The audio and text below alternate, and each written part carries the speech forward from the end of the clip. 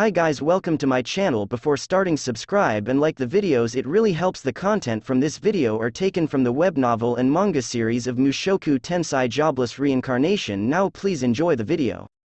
Part 4, Second Floor. From here on, there are giant steel caterpillars, iron crawlers, crawling around. The small spiders on the ground have disappeared, and there's a decrease in the number of spider nests. The ground floor has become smooth.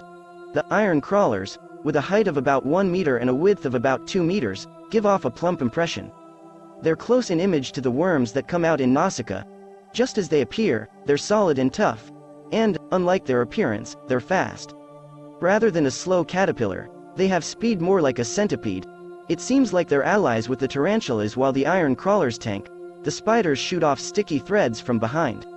If you get caught in the sticky thread, then the crawlers, with a body weight of about 1 ton, will trample you, it seems. The iron crawlers are tough, even Paul can't defeat them in a single hit. No need to even mention Elinalise. That's why, it's my turn there. I can fire 2 magic spells at the same time. While firing Blizzard Storm at the spiders in the back, I finish off the iron crawlers that Paul and Elinalise attract with 1 hit, each with a rock bullet. It seems the iron crawlers are tougher to kill with a normal rock bullet, but I don't have much issues. Mine easily pierces straight through. Even though I say that, as expected of a worm, I'd say, if the place it hits is not an insta-kill, they writhe, struggling about violently. With this, there's no place for me to take a turn. Since I was energetically working, Talhand muttered that uninterested from behind. He's stationed close behind me for the sake of whether it's needed. Even though I say that, in order to avoid falling into that sort of worst-case pinch, I'm making sure to follow the 3 points to remain careful about, including the one Geese said. Therefore, for the time being, Talhand has nothing to do. However, that's fine.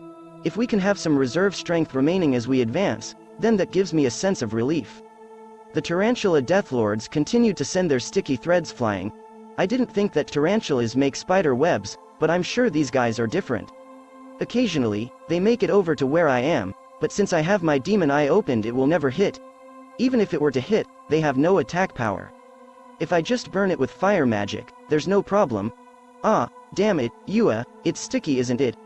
Even though I say that, it doesn't seem like the advance guard can avoid it all, so Paul and Elinalise end up all sticky from the threads. Here, don't go wasting too much now, although it would be fine for me to burn off the sticky threads. Since Geese has some kind of liquid that can melt the threads, I just weaken them with it. It seems to be some kind of unique chemical circulated on Bagarat continent, and it is harmless to the human skin. It does no harm, but Elinalise was grumbling about how it makes the skin rough when it was spilled. It's almost like detergent. Maybe I'll try taking some home and washing dishes with it. Alright, let's take a break for a moment here, after the combat. With Geese's words, we sit down on the spot. Talhand and Elinalise remain standing on lookout, just like that. After Paul sat down, he immediately started to unfasten his armor and sword, wiping the body fluids of the monsters from the surfaces. During the short break, he finished inspecting his equipment in an instant. It was a familiar way of doing it, and Paul ended up asking something a pro would ask. What's wrong? Rudy, you should finish up quick as well. Ah, yes. After receiving a somewhat harsh rebuke from Paul, the first inspected my equipment as well. Even though I say that, since I'm just firing magic from a long range, there's few places to check. Nevertheless, Paul is quiet during the time of the first floor. Every time we had a break like this, he would somehow come out asking, "How is it?" But as expected, now that we've gotten to the second floor, his seriousness is apparent. Daddy is cool. Che, it stuck to it. While Paul was rubbing the fluids on his armor with some kind of cloth, he was cursing. How about trying to use the chemicals that Geese used just now? That's for dissolving the threads, right? And while saying that, Paul put some of the chemical on the cloth and started rubbing it. And then, it was almost a surprising level of white. No, the armor wasn't white though. It came off, didn't it? Thank you. No, as I thought, it's detergent. If I buy some before I return home, I wonder if Sylphy would be delighted. If possible, it would be good if we could make it to the other side, though. After Paul removed the filth, he quickly put the armor back on, put his sword on, and walked over towards Elinalise. Just as I was thinking about changing places with Talhand and Geese, they called out to me. Senpai, lookout is fine. Is it fine? Don't mind it, that old man hasn't worked after all. Rather than that, it's about from here on out. I'd like to hear a bit of Senpai's view. Is it fine for Dad not to join in? It's fine, rather than that guy. Senpai is smarter after all. While Gisu was saying those sorts of abusive things, he took the book and a map out of his bag. What he spread out was 2 maps. One of them was cleanly mapped out, but the other one was produced as we stopped along the way. We'll soon be at the 3rd floor. The place we lost track of Roxy is here. If we're lucky, Roxy should still be in the vicinity of there. If it's just as the book says, that is. Yes, according to the book, it seems the teleport traps are made to only teleport to the same floor as they're on. Even if they're called random warp, the moment you step on them you won't suddenly find yourself in front of the boss on the lowest floor or anything. Roxy warped on the 3rd floor. According to the book, if you step on a teleport trap, then you'll go straight to the monster's den. We don't know if the magic circle she stepped on was random or else the one-way passage. In any case, if she's still alive, then the probability that she's on the 3rd floor is high. Of course, there's also the possibility that she luckily managed to escape to the 2nd or 1st floor, as well. However, these 2 floors were ones Roxy had explored a number of times as well. If it's someone who has as much ability as Roxy, then she would have already been able to move around the 2nd floor. And then, it wouldn't be strange for her to have made it out of the labyrinth by now. It doesn't seem like she is past the 3rd floor, after all. Useful magic for the purpose of searching, you don't have any, right? Yeah, I don't have any. I could try thinking about the application of magic I can use right now, but I can't quickly think of anything. It's fine, with your intuition, Senpai, but where around here do you think Roxy would be? Intuition, you say? In this labyrinth, we can't really just go walking always following the right-hand side and searching thoroughly after all. If we're going to search, then that sort of thing is necessary as well.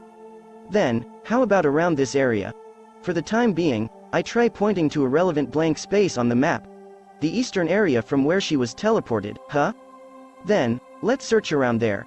How relevant? I feel like it would be efficient to just search thoroughly, following the right-hand side, though. However, we have no one in this place who can do a scientific analysis. In any case, we have no choice other than to walk around searching places we haven't checked. Honestly, without Roxy, we couldn't break through the 2nd floor. It's thanks to Senpai. Those iron crawlers are troublesome, I'm sure. The monsters here have a bad affinity with Talhan's specialty attribute. In terms of combat potential, if it comes down to it, Paul could get entangled in the threads as well, and can't properly take care of the advance guard. Vera is unreliable as the advance guard, as well. There's no way she could follow through as well as Elinalise. In order to pass through here, I'm sure someone who can use ice or fire-type magic is necessary. Therefore, if Roxy ends up missing, it's not strange for their progress to be at a standstill. Rather, after Roxy disappeared, I'm amazed they even managed to come back.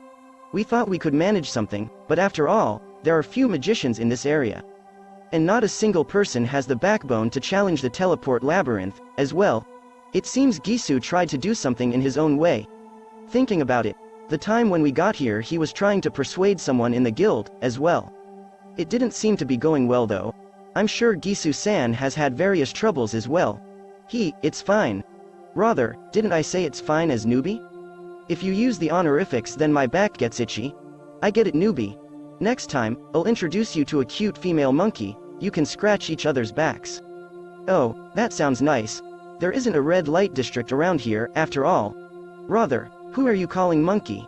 Hey, there's a variety of things I'd like to talk with Gisu about as well, but I'll put it aside for now. I confirmed things about the route from here on out with Gisu. The map Gisu made was truly easy to read. However, if you were to compare it to the 1st floor that had been completely mapped, there were a number of holes on the 2nd floor.